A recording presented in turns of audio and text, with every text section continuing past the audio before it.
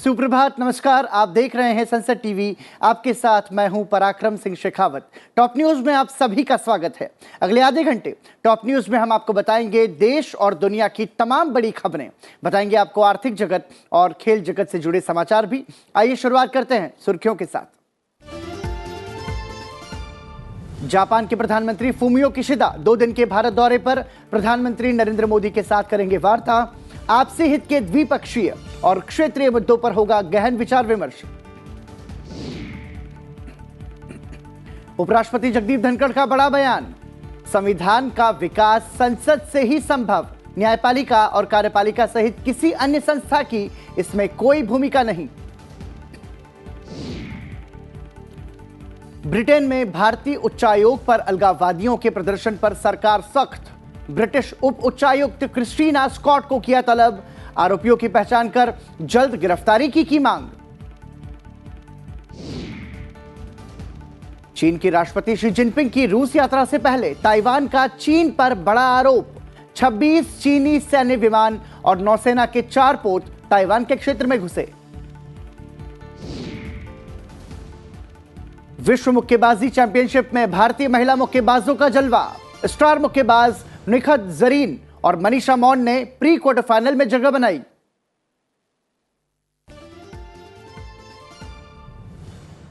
और आइए top news में अब नजर डालते हैं खबरों पर विस्तार से।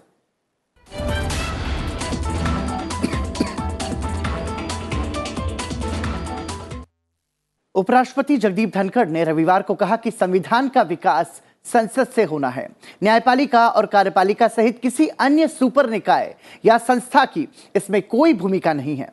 उपराष्ट्रपति जगदीप धनखड़ ने कहा कि यह संविधान की प्रधानता है जो लोकतांत्रिक शासन के स्थिरता, सद्भाव और उत्पादकता निर्धारित करती है, और लोगों के जनादेश को दर्शाने वाली संसद संविधान का अंतिम और विशिष्ट निकाय है। उपराष्ट्रपति जगदीप धनखड़ ने कहा कि बुद्धिजीवियों और लोगों को भारत के खिलाफ बोलने वाले लोगों के विरुद्ध खड़े होने की आवश्यकता है। उन्होंने कहा कि कुछ लोग भारत की विकास गाथा को रोक रहे हैं और हमारे लोकतंत्र और संवैधानिक संस्थाओं पर चोट कर रहे हैं। उपराष्ट्रपति ने governor pat to governor's house a hick's odyssey नाम की एक पुस्तक का लोकार्पण करते हुए नई दिल्ली में यह बात कही। यह पुस्तक तमिलनाडु के पूर्व राज्यपाल PS राम मोहन राव ने लिखी है। India is on the rise as never before. The rise is unstoppable.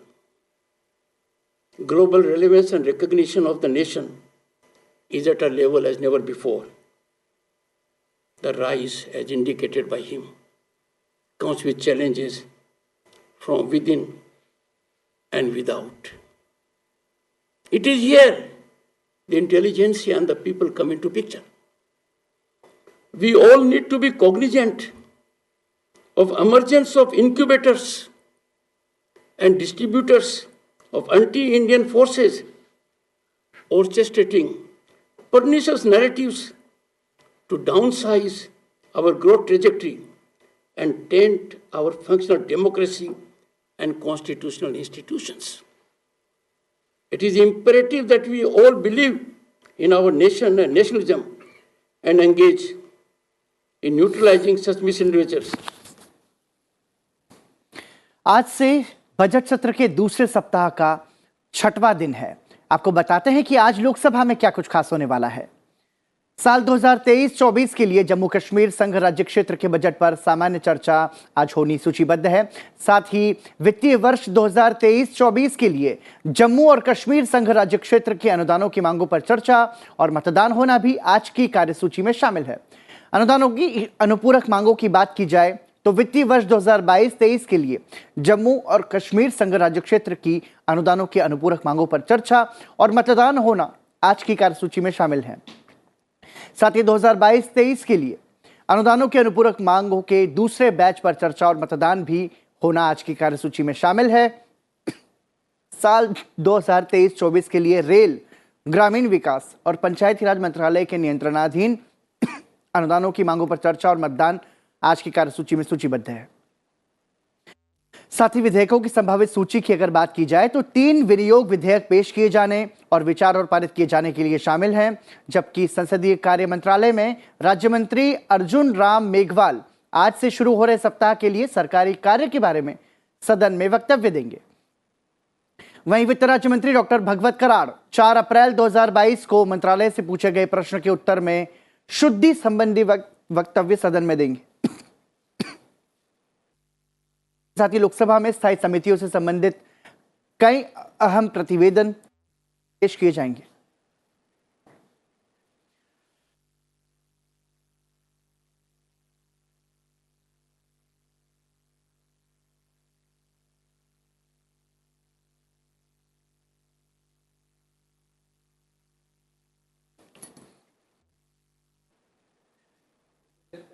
वहीं राज्यसभा में आज के कामकाज की बात करें तो राज्यसभा में आज की कार्यसूची में 3 मंत्रालयों के कामकाज पर चर्चा की जानी सूचीबद्ध है। सदन में कौशल विकास और उद्यमशीलता मंत्रालय, वस्त्र मंत्रालय और मत्स्य पालन, पशुपालन और डेयरी मंत्रालय के कार्य पर चर्चा की जाएगी। वहीं सांसद कामाख्या प्रसाद तासा अनुसूचित जातियों और अनुसूचित जनजातियों के कल्याण संबंधी समिति के अध्ययन दौरे का प्रतिवेदन और विवरण पेश करेंगे और डॉक्टर अनिल जैन सरकारी उपक्रमों संबंधी समिति का प्रतिवेदन पेश करेंगे। इसके अलावा दोनों सदनों में प्रश्नकाल के दौरान अहम प्रश्न पूछे जाएंगे। नियम 377 के अधीन सदस्य लोकहित से जुड़े मुद्दे उठाएंगे। जापान की प्रधानमंत्री फूमियो किशिदा 2 दिन के भारत दौरे पर आज सुबह नई दिल्ली पहुंच चुके हैं। उनका प्रधानमंत्री नरेंद्र मोदी के साथ वार्ता का कार्यक्रम है। बैठक के दौरान दोनों आपसी हित के द्विपक्षीय और क्षेत्रीय मुद्दों पर विचार विमर्श करेंगे। इस दौरान G7 के अध्यक्ष पद पर जापान और G20 के अध्यक्ष पद पर भारत की वरीयताओं पर भी चर्चा की जाएगी। जापान के प्रधानमंत्री दोपहर बाद 41वां सप्रू हाउस व्याख्यान देंगे। 2014 में भारत और जापान के संबंधों को विशेष रणनीतिक और वैश्विक भागीदारी का दर्जा प्राप्त हुआ था। दोनों देशों के बीच रक्षा और सुरक्षा, व्यापार और निवेश, विज्ञान और प्रौद्योगिकी, शिक्षा और स्वास्थ्य देखभाल जैसे विभिन्न क्षेत्रों में व्यापक भागीदारी है।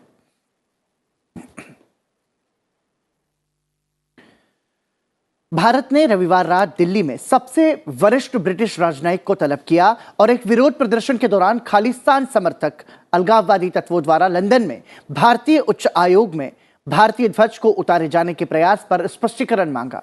साथ ही आरोपियों की पहचान कर जल्द गिरफ्तारी की मांग भी की। विदेश मंत्रालय ने एक कड़े बयान में कहा कि भारत को ब्रिटेन में भारतीय राजनयिक परिसरों और कर्मियों की सुरक्षा के लिए ब्रिटेन सरकार की बेरुखी देखने को मिली है, जो अस्वीकार्य है। सूत्रों ने कहा कि ब्रिटिश उप उच्चायुक्त क्रिस्टीना स्कॉट को घटना के मद्देनजर विदेश मंत्रालय ने तलब किया गया है, क्योंकि उच्चायुक्त एलेक्स एलिस दिल्ली से बाहर है। विदेश मंत्रालय ने उम्मीद जताई कि ब्रिटेन सरकार इस घटना में शामिल प्रत्येक व्यक्ति की पहचान, गिरफ्तारी और मुकदमा चलाने के लिए तत्काल कदम उठाएगी और तय करेगी कि ऐसी घटनाओं की पुनरावृत्ति ना हो। अजनाला थाने पर हमले के आरोपी और खालिस्तानी समर्थक अमृतपाल को गिरफ्तार करने के लिए तलाशी अभियान लगातार जारी है। अमृतपाल के खिलाफ रविवार को 3 और मामले दर्ज किए गए। पंजाब पुलिस ने अवैध हथियार और गोला बारूद रखने पर गिरफ्तार किए गए 7 लोगों को बाबा बकाला अदालत में पेश किया, जहां उन्हें 4 दिन की पुलिस हिरासत में भेज दिया गया। इस बीच पंजाब सरकार ने राज्य में कानून और व्यवस्था की स्थिति बनाए रखने के लिए इंटरनेट सेवाएं 1 दिन के लिए निलंबित कर दी। सरकार ने कहा कि लोगों को अफवाहों पर और फर्जी खबरों पर विश्वास नहीं करना चाहिए और शांति बनाए रखनी चाहिए। केंद्रीय सूचना और प्रसारण मंत्री अनुराग सिंह ठाकुर ने स्पष्ट रूप से कहा है कि ओटीटी प्लेटफॉर्म्स पर सृजनात्मक के नाम पर अभद्र भाषा को बर्दाश्त नहीं किया जाएगा। उन्होंने ओटीटी पर बढ़ती अश्लीलता और अभद्र भाषा के बारे में चिंता व्यक्त करते हुए कहा कि सरकार इन प्लेटफॉर्म्स पर बढ़ती अभद्रता और अश्लील सामग्री की शिकायतों के प्रति गंभीर है। नागपुर में एक संवाददाता सम्मेलन में अनुराग सिंह ठाकुर ने कहा कि अगर इस बारे में नियमों को बदलने की जरूरत पड़ी तो मंत्रालय उस पर विचार करने को तैयार है। उन्होंने कहा कि इन प्लेटफॉर्म्स को सृजनात्मकता के लिए स्वतंत्रता दी गई थी, अश्लीलता फैलाने के लिए नहीं। सृजनात्मकता के नाम पर अभद्र और अशिष्ट भाषा का प्रयोग बिल्कुल भी स्वीकार्य नहीं है। इस बारे में जो भी जरूरी कार्रवाई करने की जरूरत पड़ेगी, सरकार उससे पीछे नहीं हटेगी। केंद्रीय सूचना और प्रसारण मंत्री ने कहा कि पिछले कुछ दिनों में इस बारे में शिकायतों की संख्या काफी बढ़ी है और सरकार इसे लेकर बहुत गंभीर है। कहीं ना कहीं शिकायतें पिछले कुछ समय में बढ़नी शुरू हुई और डिपार्टमेंट इसको बड़ा गंभीरता के साथ ले रहा है। हम इसके ऊपर कुछ बदलाव भी करना पड़ेगा तो बड़ी गंभीरता के साथ सोचेंगे क्योंकि आज़ादी दी थी क्रिएटिविटी के लिए, गाली गलौज के लिए, अश्लीलता के लिए नहीं। और जब एक सीमा को कोई पार करेगा तो क्रिएटिविटी के नाम पर गाली गलौज, असभ्यता ये स्वीकार नहीं हो सकती।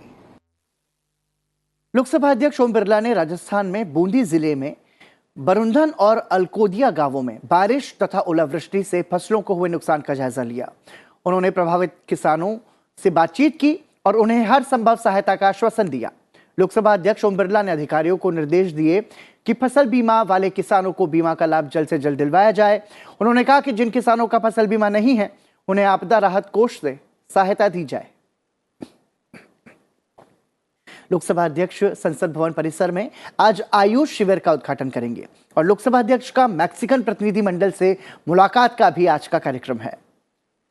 इसी के साथ फिलहाल रुक रहे हैं एक छोटे से ब्रेक के लिए। ब्रेक के बाद जब लौटेंगे तो आपको बताएंगे टॉप 10 हेडलाइंस, अंतर्राष्ट्रीय खबरें, आर्थिक जगत और खेल जगत से जुड़े समाचार भी। बने रहिए हमारे साथ।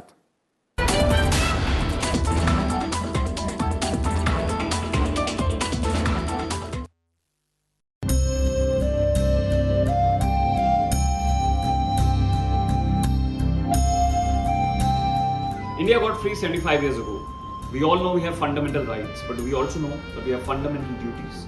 Duties towards our nation, to protect and improve our natural environment, like forests, rivers, lakes, and wildlife, and to have compassion towards all living creatures.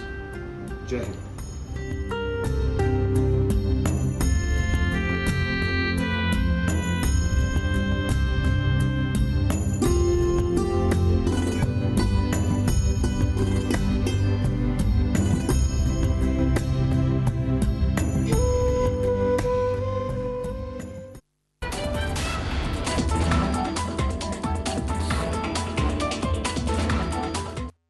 Break के बाद एक बार फिर आपका स्वागत और टॉप न्यूज में। आइए अंतर्राष्ट्रीय खबरों से पहले एक नजर डालते हैं टॉप 10 हेडलाइंस पर। प्रधानमंत्री नरेंद्र मोदी ने कहा कि मन की बात के पिछले सभी 98 संस्करणों में जमीनी स्तर पर काम करने वाले लोगों की प्रेरणादायक जीवन यात्रा की चर्चा की गई है। एक ट्वीट में प्रधानमंत्री नरेंद्र मोदी ने सभी लोगों से अपील की है कि वो इन लोगों और उनके अथक परिश्रम के बारे में जानें। केंद्रीय गृह मंत्री अमित शाह ने रविवार को कहा कि जैविक उत्पादों और निर्यात को बढ़ावा देने के लिए जिन राष्ट्रीय स्तर की बहुराज्य सरकारी समितियों को मंजूरी दी गई है, उनसे किसानों को अगले 10 वर्षों में काफी अधिक कमाई करने में मदद मिलेगी। कृषि उपज बाजार समिति के किसान भवन का उद्घाटन करने पहुंचे अमित शाह ने किसानों द्वारा प्राकृतिक खेती अपनाने की भी जोरदार वकालत की और कहा कि इससे उनकी आय बढ़ने में मदद मिलेगी तथा मिट्टी और पर्यावरण को भी रासायनिक खाद से होने वाले नुकसान से बचाया जा सकेगा।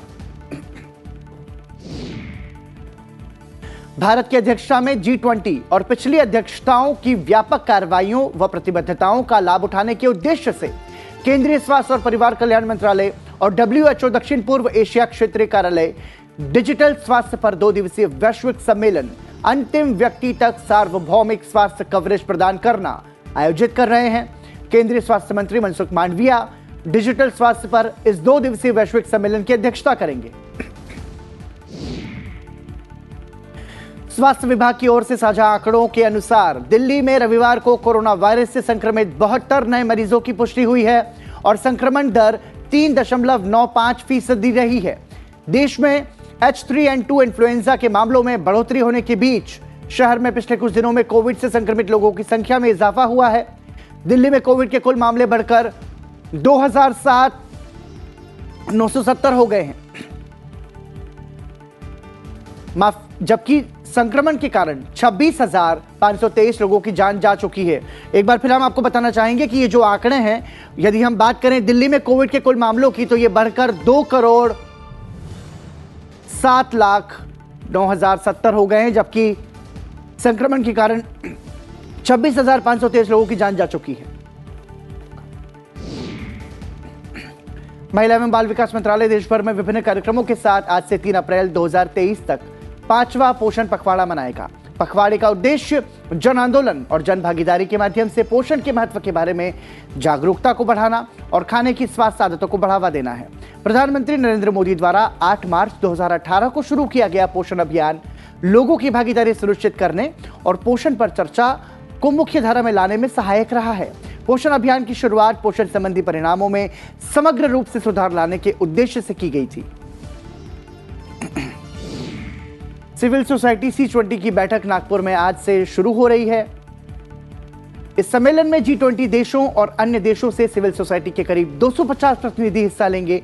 3 दिवसीय विकास कार्य समूह की बैठक खाद्य, ईंधन और उर्वरक सुरक्षा से संबंधित तत्काल चिंताओं से निपटने में विकासशील देशों का समर्थन करते हुए SDG पर प्रगति में तेजी लाने के लिए G20 सामूहिक कार्यों पर ध्यान केंद्रित करेगी। कांग्रेस के पूर्व अध्यक्ष राहुल गांधी कर्नाटक के 3 दिवसीय दौरे पर हैं। इस दौरान वो कई कार्यक्रमों में हिस्सा लेंगे। कर्नाटक में मई तक होने वाले विधानसभा चुनाव के मद्देनजर राहुल उत्तर कर्नाटक के बेलगावी और तुमकुरु जिले के कुनीगल में 2 कार्यक्रमों में हिस्सा लेंगे। उच्चतम न्यायालय प्रधानमंत्री नरेंद्र मोदी के खिलाफ कथित आपत्तिजनक टिप्पणी करने के मामले में असम और उत्तर प्रदेश में दर्ज प्राथमिकियों को एक साथ जोड़ने का अनुरोध करने वाली कांग्रेस नेता पवन खेड़ा की याचिका पर आज सुनवाई करेगा। नागालैंड की 14वीं विधानसभा का पहला सत्र आज से शुरू हो रहा है। पहले दिन विधानसभा के निर्वाचित सदस्यों को शपथ दिलाई जाएगी और विधानसभा अध्यक्ष का चुनाव भी होगा। राज्यपाल के अभिभाषण के अलावा सत्र के दौरान बजट प्रस्तुत और पारित किया जाएगा। सत्र 28 मार्च को संपन्न होगा। एनडीपीपी भारतीय जनता पार्टी गठबंधन सरकार ने इस महीने की 7 तारीख को शपथ ली थी। और केंद्रीय सूचना और प्रसारण मंत्री अनुराग सिंह ठाकुर ने कहा कि इस वर्ष 15 अगस्त तक देश भर में 1000 खेलो इंडिया केंद्र शुरू कर दिए जाएंगे। इनमें से 935 केंद्रों को मंजूरी दी जा चुकी है। बुनियादी ढांचे के विकास के बारे में उन्होंने बताया कि इस वर्ष के बजट में पूंजी निवेश के लिए 10 लाख करोड़ रुपए आवंटित किए गए हैं और खेल और युवा कार्य मंत्रालय को 3,997 करोड़ रुपए की राशि दी गई है।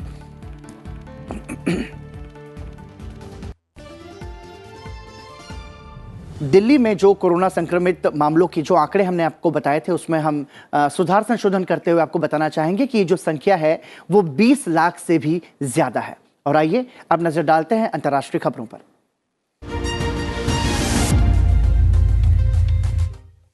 चीन के राष्ट्रपति शी जिनपिंग आज से रूस की यात्रा पर हैं। इस दौरान वो अपनी रूसी समकक्ष व्लादिमीर पुतिन के साथ महत्वपूर्ण बैठक करेंगे और बातचीत करेंगे। 3 दिवसीय दौरे के दौरान दोनों देशों के बीच कई अहम मुद्दों पर बातचीत होगी। इसमें यूक्रेन में जंग को खत्म करने के लिए शांति वार्ता का मुद्दा भी शामिल होगा। जिनपिंग की यात्रा को पश्चिमी राजधानियों में बीजिंग द्वारा पुतिन के समर्थन के एक शक्तिशाली संकेत के रूप में देखा जाएगा। बता दें कि नेशनल पीपुल्स कांग्रेस के इस महीने की शुरुआत में राष्ट्रपति जिनपिंग के 5 साल के तीसरे कार्यकाल का समर्थन करने के बाद उनकी यह पहली विदेश यात्रा है।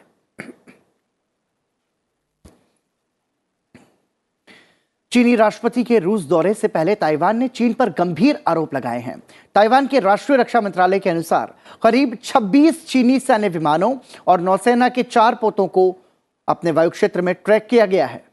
इस बात की जानकारी ताइवान के रक्षा मंत्रालय ने दी। ताइवान के राष्ट्रीय रक्षा मंत्रालय के मुताबिक पीपुल्स लिबरेशन आर्मी के 26 विमान ताइवान के वायु रक्षा पहचान क्षेत्र में देखे गए। इनमें से 4 चैंगदू J-10 लड़ाकू विमान, 4 शनयांग J-16 लड़ाकू विमान और CH-4 ड्रोन और एक हार्बिन बीजेडा के 005 ड्रोन ने ताइवान स्ट्रेट मीडियन लाइन को पार किया। हार्बिन के एक अन्य ड्रोन ने ताइवान के वायु रक्षा पहचान क्षेत्र के दक्षिणी किनारे पर उड़ान भरी।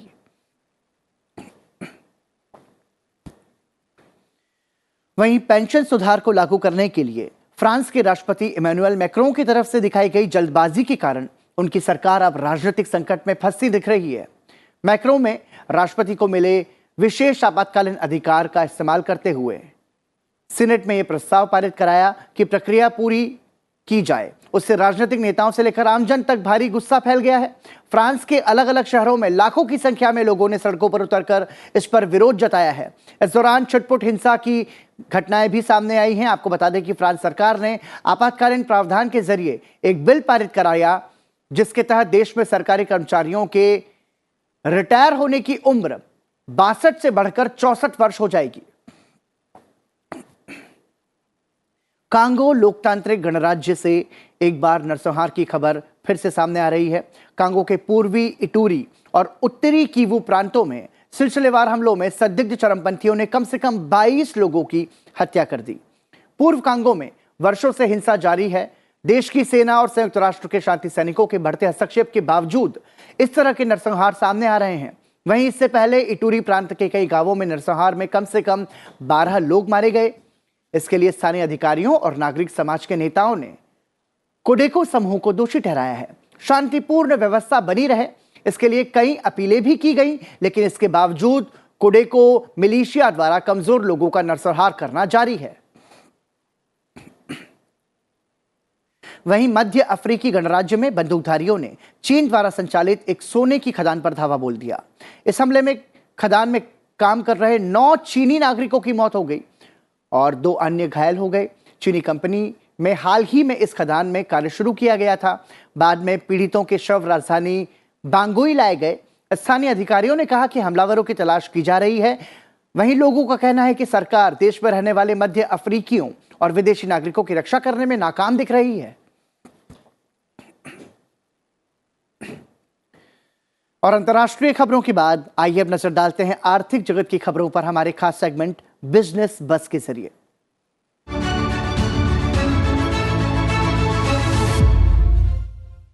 नागालैंड में 5 अप्रैल को कोहिमा में होने वाली G20 व्यापार बैठक 2023 की सभी तैयारियां पूरी कर ली गई हैं। इस आयोजन में लगभग 110 प्रतिनिधियों के आने की उम्मीद है, जिसमें से लगभग 100 प्रतिनिधि 28 G20 देशों के होंगे और शेष प्रतिनिधि उन अंतर्राष्ट्रीय संगठनों के हैं जो कि इस समूह का हिस्सा है। उन्होंने बताया कि प्रमुख महाद्वीपीय निगमों के प्रतिनिधि, राजदूत और देशों के अन्य वरिष्ठ प्रतिनिधि बैठक में भाग लेंगे। भारत और यूरोपीय संघ ने ब्रसेल्स में व्यापक मुक्त व्यापार समझौता के लिए चौथे दौर की बातचीत पूरी कर ली है। इस पहल का मकसद दोनों पक्षों के बीच आर्थिक संबंधों को मजबूत बनाना है। अगले दौर की बातचीत 12 से 16 जून को प्रस्तावित है। भारत और 27 देशों के समूह ने व्यापार, निवेश और भौगोलिक संकेतकों पर 8 साल के अंतराल के बाद पिछले साल 17 जून को बातचीत बहाल की। भारत ने 2007 में यूरोपीय संघ के साथ व्यापार समझौते को लेकर बातचीत शुरू की थी। भारत का यूरोपीय संघ के सदस्य देशों को वस्तु निर्यात 2021-22 में लगभग 65 अरब डॉलर था, जबकि आयात 51.4 अरब डॉलर था।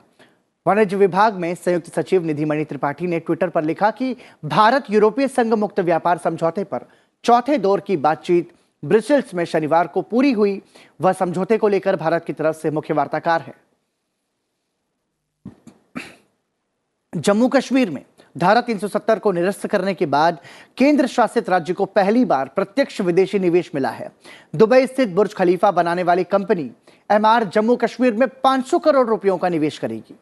कंपनी ने केंद्र शासित प्रदेश में पहले प्रत्यक्ष विदेशी निवेश वाली परियोजना का रविवार को शिलान्यास किया। इस परियोजना के तहत श्रीनगर के बाहरी हिस्से में एक शॉपिंग मॉल और बहुमंजिले भवन का निर्माण किया जाएगा।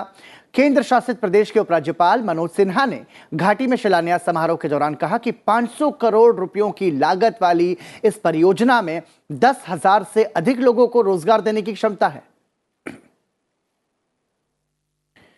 और आइए टॉप न्यूज में अब नजर डालते हैं खेल जगत की बड़ी खबरों पर।